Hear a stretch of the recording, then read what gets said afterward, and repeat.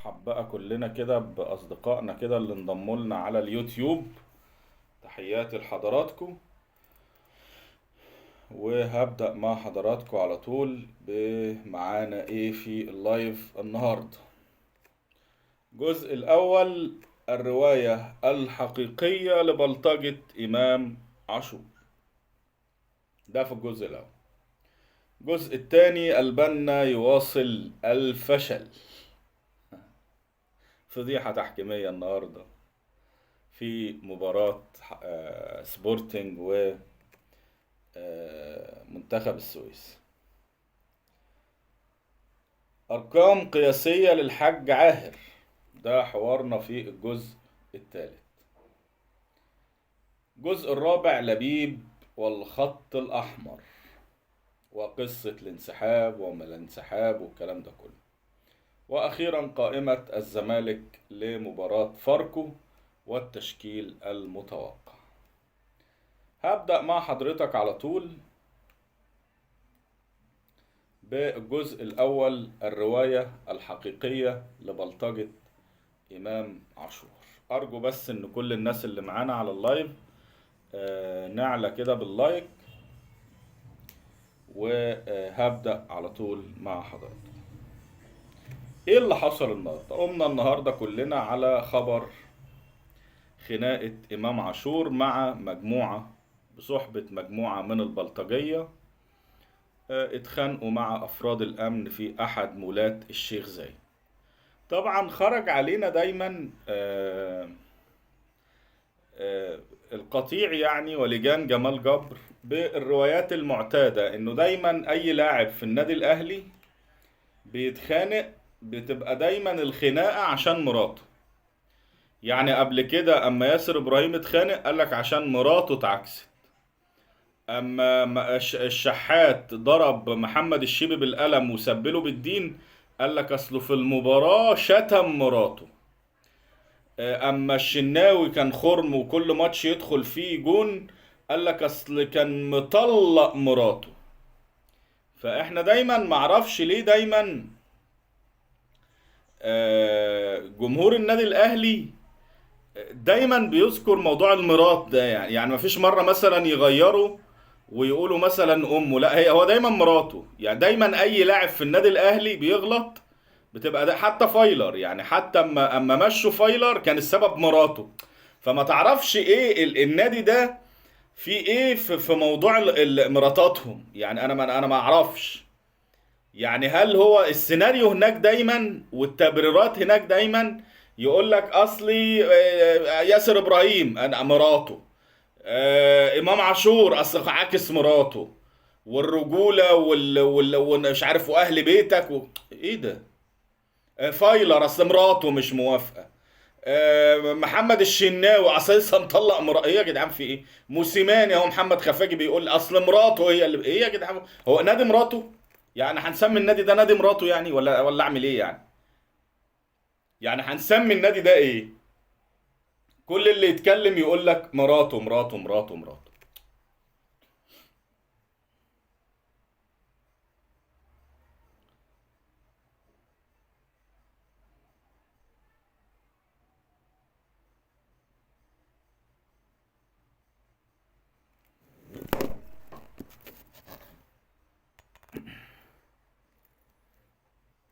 بيتحموا في مراتاتهم.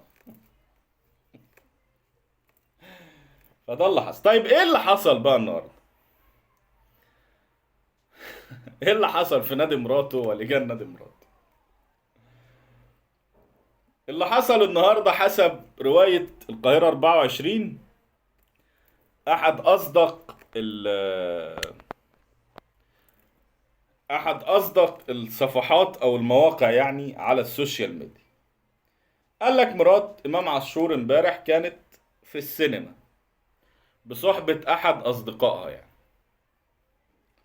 وخرجت من السينما الساعة 5 صباحا.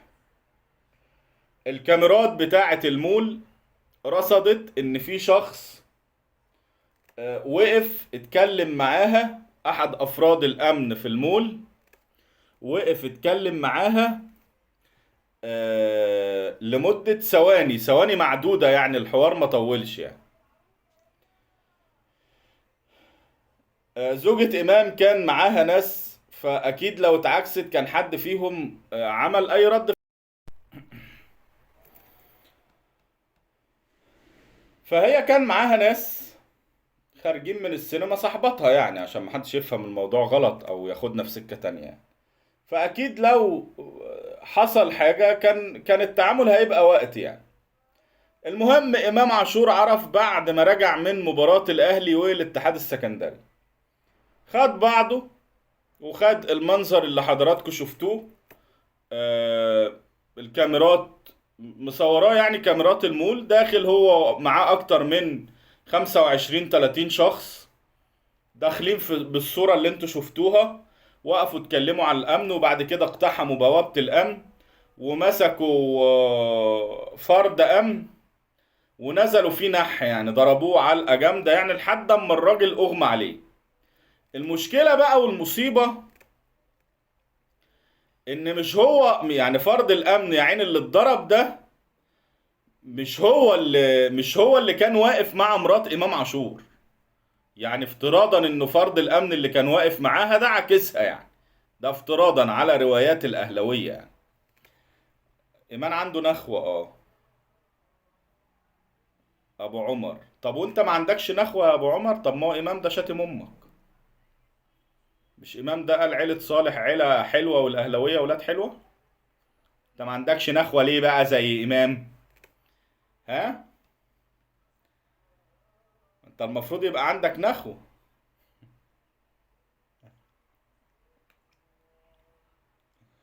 هو ده عينه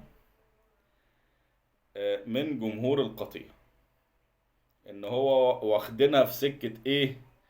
اصل الواد ذكوريته نقحت عليه والنخوة نقحت عليه،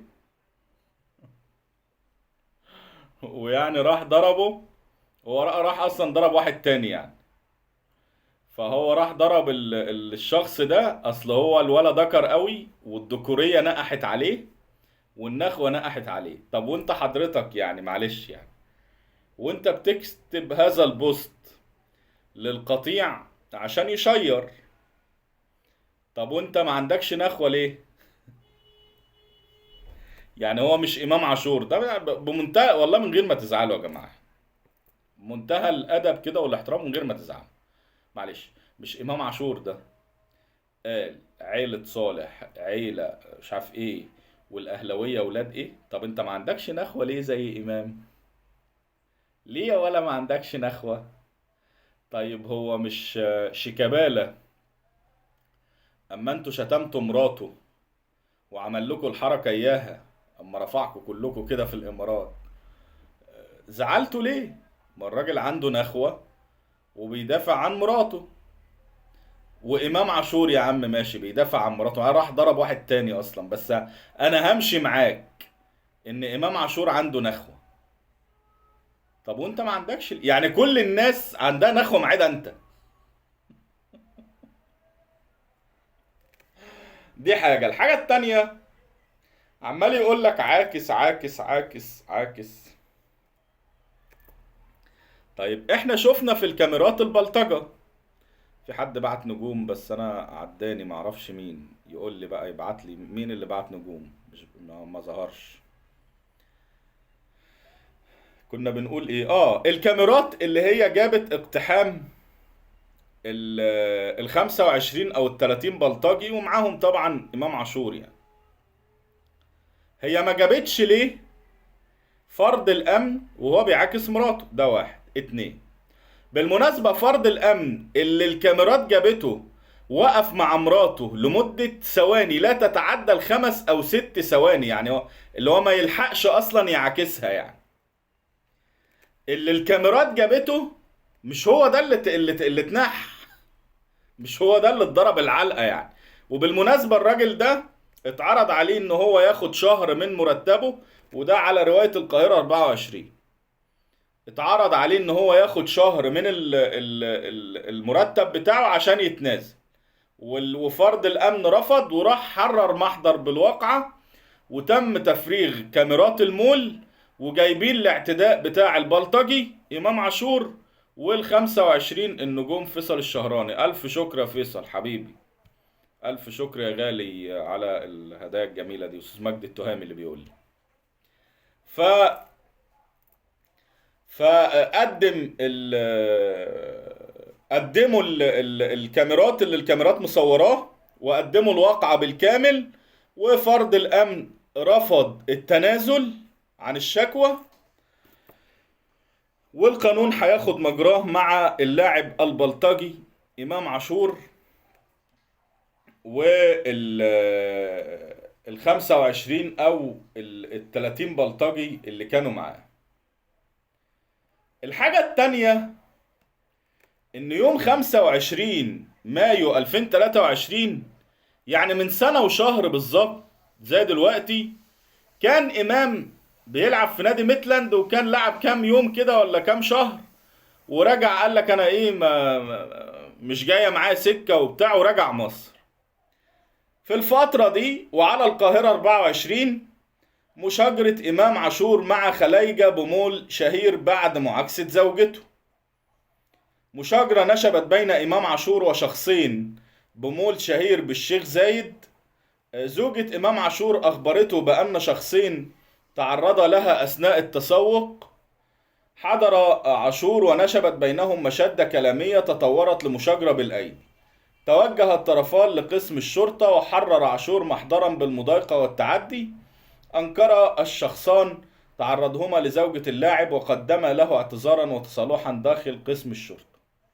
فيبدو ان مفيش في الشيخ زايد غير امام عاشور ومراته. يعني هي مرات امام عاشور دي الانثى الوحيده اللي في الشيخ زايد بتتعاكس يعني. ودايما في كل سنه في هذا الوقت من العام، يعني في هذا الوقت من كل عام، ده الموعد الرسمي لمعاكسه مرات امام عاشور. يعني ان شاء الله السنه الجايه في شهر 5 ولا 6 هنبقى على موعد. انت زملكاوي؟ طب معلش يا عم، انا بحسبك اهلاوي، اصل انت قلت لي مبرر بتاع اهلاويه. معلش يا سيدي. الف شكر يا فيصل حبيبي. يا فيصل والله كتير عليا كده يا غالي، الف شكر. فيصل الشهراني صديقنا من السعوديه. هي دايما مرات امام عاشور بتتعاكس كل سنه في هذا التوقيت من العام يعني. فالسنه الجايه في شهر 5 أو 6 ان شاء الله هيبقى موعدنا على مع معاكسة جديدة لمرات إمام عاشور في أحد مولات الشيخ زايد. أنا مش عارف يعني. أنت بس المشكلة أنت بتقول لي إن أنت قلت مبرر الأهلاوية، يعني إن إمام عنده نخوة يعني. وأنت طب إمام عنده نخوة يا سيدي، وكل الناس يعني كل الناس عندها نخوة ما عدا أنت. يعني هو كل الناس عندها نخوة، ما إمام ده شتم أمك، ده أنت ما عندكش نخوة. أنت عمال بترفع صوره وبتطبل له وبتهلل له وبتدافع عنه، وعمال بتشير له في مبررات. هو عنده نخوة مش بيغير على مراته عشان بتاع. وبعدين في حد عنده نخوة يسيب مراته لحد الساعة 5 الفجر بره؟ ايه يا جدعان في ايه؟ يا جدعان في ايه؟ مش كده. الواقعة حصلت الساعة 5 الفجر. الواقعة حصلت الساعة 5 الفجر. هو في ذكر انا فكرني في احد الحلقات يعني كانوا بيتكلموا عن حقوق المرأة. مش فاكر على التلفزيون المصري ولا على احد الفضائيات يعني. المهم في واحدة قاعدة كده بيتكلموا طبعا، واتأخروا لحد يمكن الساعة 2 3 بالليل والبرنامج شغال يعني.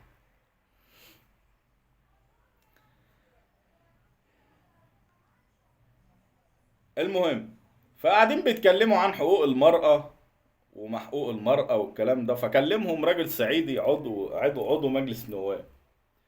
قال لها يا ولية يا ولية اللي قاعدة في وسط الرجالة لحد الساعة 3 الفجر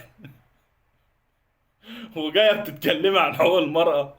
هو انت لو في حقوق للمرأة كان زمانك قاعدة في وسط الرجالة لحد الساعة 3 الفجر. فأنا مش عارف يعني.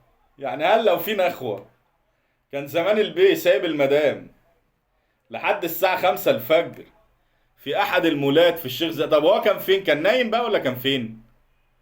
يعني استاذ امام كان فين بقى وسايبها كده؟ كان نايم؟ حبيبي عمرو فوزي راشد صديقنا من الاقصر، الف شكر يا غالي على هداياك الجميله. فده اللي حاصل الحقيقه. كل حاجه في النادي الاهلي، كل ما تقول لحد من النادي الاهلي سلام عليكم يقول لك اصل عاكس مراته، الشناوي اصل طلق مراته، يا ياسر ابراهيم اصل عكسه مراته، حسين الشحات اصل الشيبي شتم مراته، فايلر اصل مراته مش عايزه تقعد في مصر، موسيماني اصل متخانق مع مراته بسبب ايه يا جدعان؟ في ايه يا نادي مراته؟ يا نادي مراته؟ نادي مراته. اي حد هيكلمنا، اي حد من قطيع دلوقتي من النادي الاهلي يدخل بس يقول له يا نادي مراته، بيشجع نادي مراته. ده ايه ده؟ فده اللي حصل. الجزء الثاني، البنا يواصل الفشل. الاخ بريرة الارزقي الفاشل المرتشي رئيس لجنة الحكام قال لك نعم، تعمدت اختيار احمد الغندور ومحمود البنا لادارة مباريات الترقي اليوم لدعمهما بعد ازمة مباراة الزمالك والمصري الاخير. الثنائي دولي معتمد من فيفا ويمتلك الخبرات والمهارات الفنية المطلوبة من الحكام. عشان يكافئوا الحكم الفاشل محمود البنا النهارده مرتشي ويرفض احتساب هدف صحيح 100% لنادي سبورتنج ويؤثر على نتيجة المباراة ويحرم سبورتنج اللي نهى المباراة بالتعادل 2-2، ولو تم احتساب الهدف لفاز سبورتنج 3-2 وتساوى مع حرس الحدود ب10 نقاط لكل منهما. وقد يكون عدم احتساب هذا الهدف هو عامل أساسي ورئيسي في حرمان نادي سبورتنج من الصعود للدوري الممتاز. قول لي سؤالك طبعا محمد صباح، قول لي سؤالك، ما انا ما شفتش السؤال والله. فده اللي حاصل. قولوا لي محمد شبانه قال ايه؟ معرفش والله، مش متابع. قال ايه تاني؟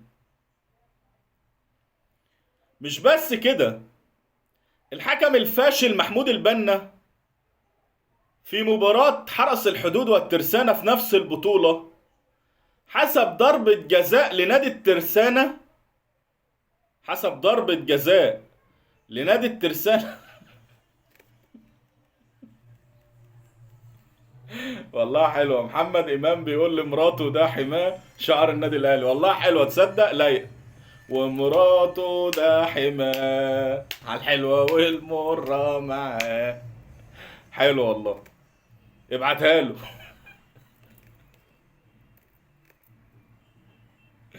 جمهورنا دمه خفيف والله. الفاشل البنا حسب ضربة جزاء للترسانة والكرة جاية في ايد لاعب الترسانة، ولكن خدم حظه انه المباراة انتهت لصالح حرس الحدود بالفوز 2-1.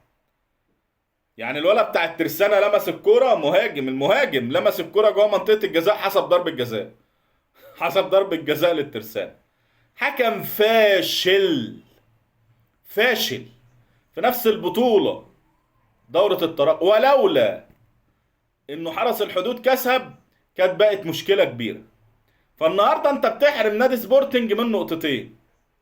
يعني لو تعادل سبورتنج مع حرس الحدود المفروض هو اللي يصعد لدوري ممتاز، بس لو تعادل الماتش اللي جاي، هو ماتشهم مع بعض، لو تعادل الماتش اللي جاي ما يصعدش، يصعد حرس الحدود، وكان سبورتنج هو الاولى بالصعود. ليه؟ لانه اتحرم من هدف صحيح والكرة تخطت خط المرمى. ويا اخي سبحان الله، نفس الكرة تحصل ونفس الخطأ يحصل ونفس الرد يحصل على المرتشي بريرا الفاشل الأرزقي اللي قاعد عشان ياخد فلوس وياخد دولارات. فده اللي حاصل. يعني جه يطلع لنا لسانه فيغلط نفس الغلط ويفشل نفس الفشل في نفس الكورة. ادخل معاك بقى في الجزء الثالث، ارقام قياسية للحاج عاهر. الحقيقة انه الحاج عاهر كل يوم بيعمل لنا ارقام قياسية ما حصلتش قبل كده في تاريخ. ثروت سويلم قال كنت في الحج ما اعرفش ايه اللي حصل. طب ما مبرر، ادي مبرر، سبب. المهم الحاج عاهر بيعمل لنا ارقام قياسيه جميله. يعني بعد اما الاهلي لاعب فاركو في 14 يوم، وقلنا ان الاهلي لاعب فاركو ماتشين في 14 يوم، وبيكسر الرقم القياسي في مباراة ما بين مباراة الذهاب والعودة. المفروض انه في كل دوريات العالم مباريات الذهاب والعودة بيبقى مثلا ما بينها وما بين بعضها اقل حاجة شهرين، 3 شهور، 4 شهور ما بين الذهاب والعودة.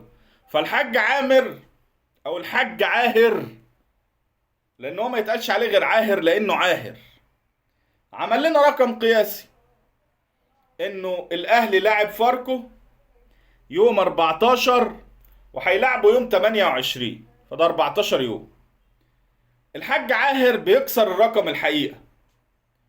والاهلي هيلاعب طلائع الجيش يوم 1 يوليو، يوم الاثنين 1 يوليو ماتش الذهاب، ويوم الاثنين اللي بعده 8 يوليو هيلعب ماتش العودة.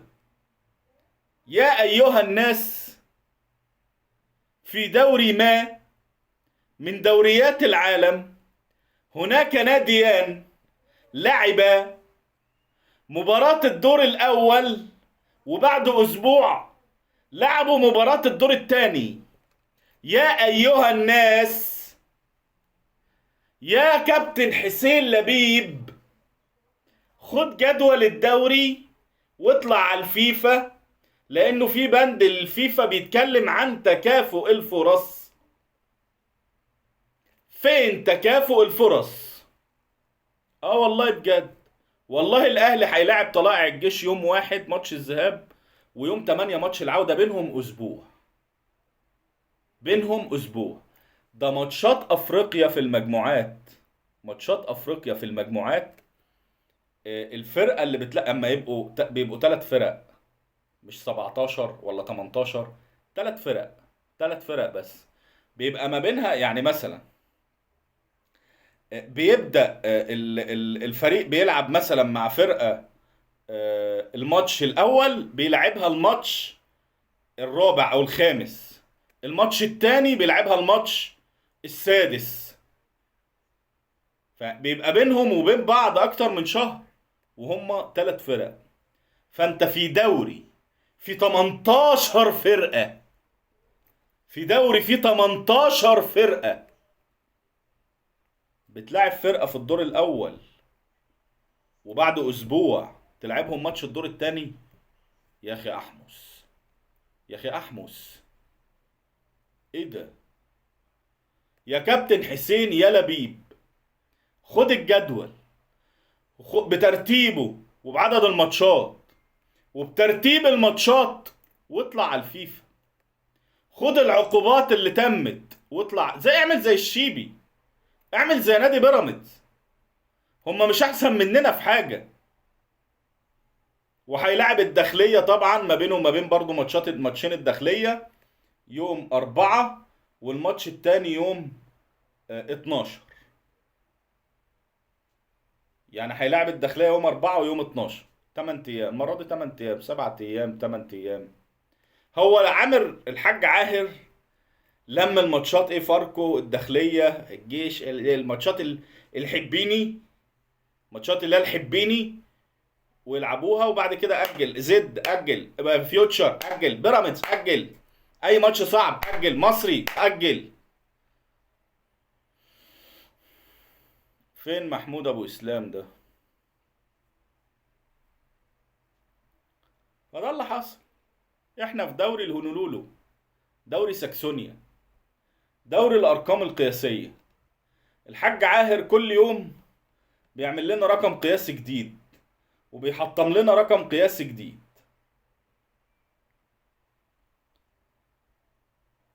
الجزء الثالث او الرابع، لبيب والخط الاحمر. الكابتن حسين لبيب مصر على عدم لعب مباراة القمة، وده شيء كويس انه الكابتن حسين لبيب يصر على موقفه ويصر على طلباته. ولكن هل الكابتن حسين لبيب لن يلعب مباراة القمة فقط؟ طبقا لبيان الكابتن حسين لبيب ما ينفعش ان هو ما يلعبش مباراة القمة بس. ليه؟ الكابتن حسين لبيب قال انا مش هلعب اي مباراة في الدور الثاني غير اما المنافسين يكملوا مباريات الدور الاول. النادي الاهلي لسه ما لعبش بيراميدز في الدور الاول، لسه ما لعبش فيوتشر في الدور الاول، لسه ما لعبش الجيش في الدور الاول مثلا. الكابتن حسين لبيب عنده بعد مباراة الاهلي مباراة سيراميكا، ودي مباراة في الدور الثاني. هل الكابتن حسين لبيب هيلعب مباراة سيراميكا؟ طبقا للبيان لا. خلي بالك من الكلام اللي انا بقوله لك، خلي بالك من الكلام اللي انا بقوله لك. القصة والموضوع مش قصة ان الاهلي ما يلعبش، ان الزمالك ما يلعبش ماتش الاهلي. القصة مش ان الزمالك ما يلعبش ماتش الاهلي، القصة انه الزمالك ما يلعبش الدور الثاني. فمباراة سيراميكا من الدور الثاني هل هيلعبها الكابتن حسين لبيب؟ طبقا للبيان لا. طب مباراة الزمالك وفاركو بعدها، ومباراة فاركو من الدور الثاني، هل هيلعبها الكابتن حسين لبيب طبقا للبيان؟ لا. طب مباراة الزمالك والاسماعيلي هي مباراة ايضا من الدور الثاني، هل هيلعبها الكابتن حسين لبيب طبقا للبيان؟ لا. يا كابتن حسين لبيب ما ينفعش، ما ينفعش، وانا كلامي واضح، تنسحب من مباراة الاهلي وفاقط وتسوق لي ان ده انتصار. مش هتلعب يبقى التزم ببيانك وما تلعبش، لا الاهلي ولا سيراميكا ولا فاركو. يعني الزمالك هيلعب فاركو بكره، ومباراة الدور الثاني يوم الاربعاء. انا بتكلم على فاركو مش بتاعت بكره، اللي بعد مباراة سيراميكا. ودي برضو من معجزات عامر حسين، ان انا هلعب فاركو بكره ال ال الجمعة، وهلعبه يوم الاربعاء، مش الاربعاء اللي جاي ده، لا اللي بعد، يعني بعد تقريبا ايه 10 ايام 11 يوم. دي من العجائب برضو، عجائب وغرائب الحاج عاهر. ومباراة الاسماعيلي يوم 7، فانا لا هلعب الاهلي ماشي، انا معاك وفي ظهرك وداعم لبيانك،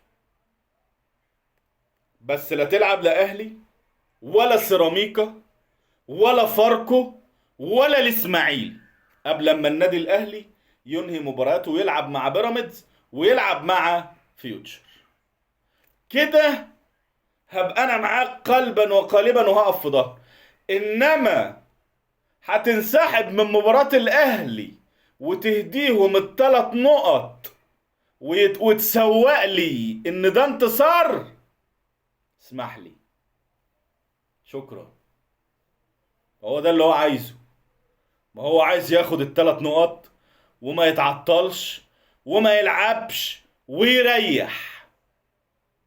احذر يا كابتن حسين يا لبيب، بيانك بيقول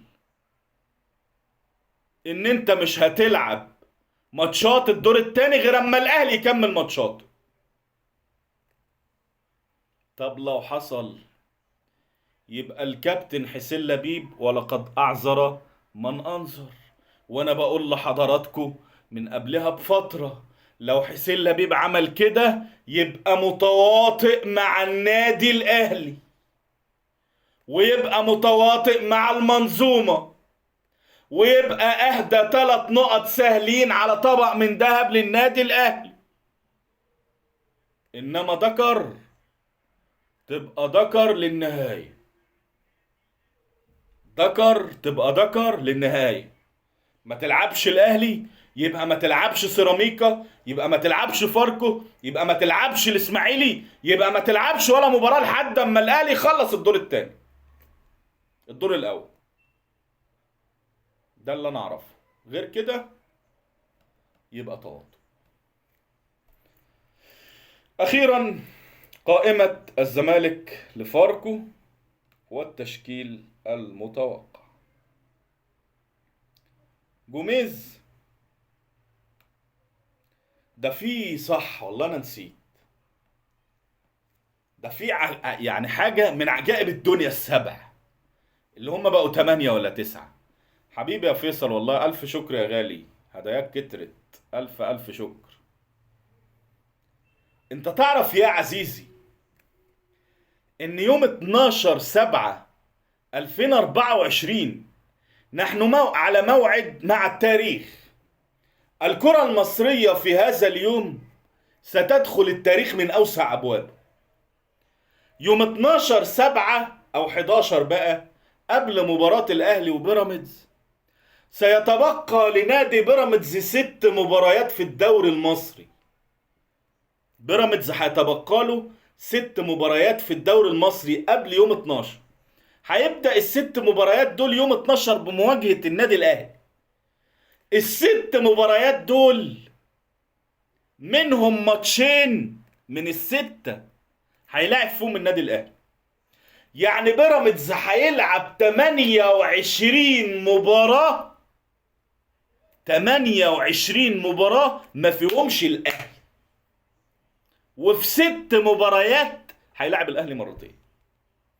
لا تخرج قبل أن تقول سبحان الله. الكرة المصرية ستدخل التاريخ على يد عاهر حسين ورجالته. من 6 هيلعبوا 2، ومن 28 0، ولا ماتش، ولا ماتش من 28. وفي 6 ماتشات هيلعبوا ماتشين. والله اهو، يوم 12 يوليو الأهلي وبيراميدز، وبعد كده بيراميدز والزمالك، وبعد كده الاهلي وبيراميدز تاني ماتش الدور التاني، وبعد كده فاركو وبيراميدز، وبعد كده بيراميدز والداخليه، وبعد كده الجيش وبيراميدز. 6 مباريات، الجيش والداخليه وفاركو والزمالك وماتشين الاهلي. ايه رايك؟ ايه رايكم؟ ايه رايكم في منظومتنا الجميله وفي الارقام القياسيه دي؟ لا تخرج قبل أن تقول سبحان الله. الجزء الخامس، وابدأوا اكتبوا لي أسئلة حضراتكم. قائمة الزمالك لمواجهة فاركو والتشكيل المتوقع. جوميز أعلن قائمة نادي الزمالك لمباراة فاركو، اللي ضمت في حراسة المرمى محمد صبحي ومحمود الشناوي وعمر عبد العزيز، وخرج محمد عواد نظرا لإيقافه وعقابه على ما بدر منه في مباراة المصري الأخير. خط الدفاع حمزة المسلوسي وحسام عبد المجيد وياسر حمد وعمر جابر، وانا هحسب معاهم محمد شحاتة لانه هو اصبح الان هو الباك اليمين الاساسي لنادي الزمالك. نص الملعب محمد اشرف رؤى وزياد كمال وسيد نيمار ومحمد السيد وعمار ياسر ناشئين وترافيس موتيابا. سيف جعفر وناصر ماهر وعبد الله السعيد ومحمد عاطف ومصطفى شلبي. وفي الامام ناصر منسي ويوسف اوباما. يغيب عن نادي الزمالك سيف الجزيري وشيكابالا للاصابه، احمد مصطفى زيزو للايقاف، مهدد بالغياب عن مباراة الأهلي لو لعبت عبد الله السعيد وحمزة المسلوسي ومصطفى شلبي. دول اللي مهددين بالغياب عن مباراة النادي الأهلي. تشكيل نادي الزمالك هيبقى فيه حراسة المرمى محمد صبحي أكيد، على اليمين محمد شحاتة، وقلبين دفاع حسام عبد المجيد وحمزة المسلوسي، وعلى الشمال عمر جابر. نص الملعب دونجا و زياد كمال، او دونجا وعبد الله السعيد وناصر ماهر. دونجا وزياد كمال وعبد الله السعيد، على الشمال ناصر ماهر او على اليمين ناصر ماهر، وعلى الشمال مصطفى شلبي. وفي الامام انا ما اعرفش، انا اتمنى انه يلعب باي حد غير اوباما او ناصر منسي، او انتوا عارفين والله انا بتمنى ان هو يلعب 10 حقيقه يعني. او ينزل متيابه معاهم كده، هو يلعب باي حد يعني. انا نفسي ما اشوفش لا ناصر منسي ولا اوباما في الملعب الحقيقه يعني. انا تعبت والله، بس هو هيلعب بحد فيهم يعني. ربنا يستر. كل التوفيق لنادي الزمالك في مباراة الغد امام فاركو. حسين احمد، طب ايه الحل في اتحاد العرض؟ سؤال جميل وانا نسيت اتكلم فيه. لا حل سوى اللجوء للفيفا. لا حل. ما تستناش على رأي المثل السمنة مش عارف من ايه النملة. ما مش هتجيب سمنة النملة عمرها ما هتجيب سمنة. فالكابتن حسين لبيب قاعد جنب عاهر حسين مستنيه هو ينزل سمنة، مش هينزل سمنة والله لو قعدت جنبه من هنا للسنة الجاية. لا حل سوى اللجوء للفيفا. حتى لو ما خدتش حقك يبقى الفيفا مطلع على كل شيء. اما ان انت تستنى اي شيء من هذه المنظومة مش، ما تستناش. دونجا مش في القايمة الإصابة بالمناسبة. دونجا مهدد برضو، ممكن يكون طلعه من القايمة عشان، بس معرفش هو هيلعب أصلا ماتش الأهلي ولا إيه.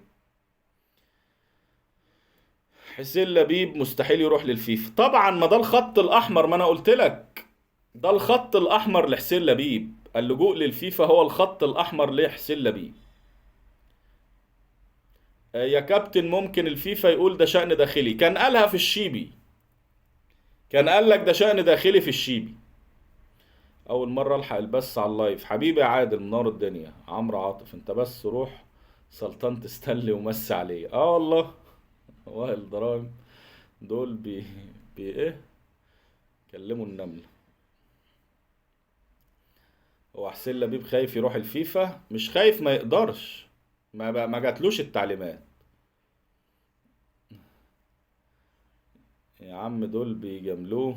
حبيبي يا فيصل، الف شكر يا غالي. فيصل الشهراني، الف شكر يا فيصل على هداياك. البيت كتير هداياك كده يا فيصل عليا والله. فتوح هيرجع امتى؟ فتوح في الجونة هناك بيصيف، ما مش فاضلنا. محمد شفيق ده راجل الحداية ما بترميش كتاكيت طبعا. صالح ابراهيم، خليل، طارق سليمان، ثروت، حكيم. انا ليا ساعتين مستني اللايف. حبيبي والله يا ثروت. استاذة همة ابراهيم منورة الدنيا، بقالك كتير ما مش معانا على اللايف. عبد اللطيف حمد وابو سيف العشيبي. اشرف رمضان، بشوي ايمن. هو بقى ده سعيد سالم. تعالى يا سعيد، تعالى يا سعيد نركبوك الدائرة يا سعيد. مجد التهامي أشرف رمضان، ياسر حسين، محمد فوزي، السيد البيسي، هاشم أبو العينين، أستاذة نهى الأمير، ربنا يخليك يا رب. محمد عويد، عيسى لواج، إيهاب طه منور يا بوب، محمد الصباغ، منير عبد الحكيم، باهر الفار. تحياتي لحضراتكم جميعا، وسعيد ان انا كنت موجود مع حضراتكم. ليلتكم زي الفل. تصبحوا على خير.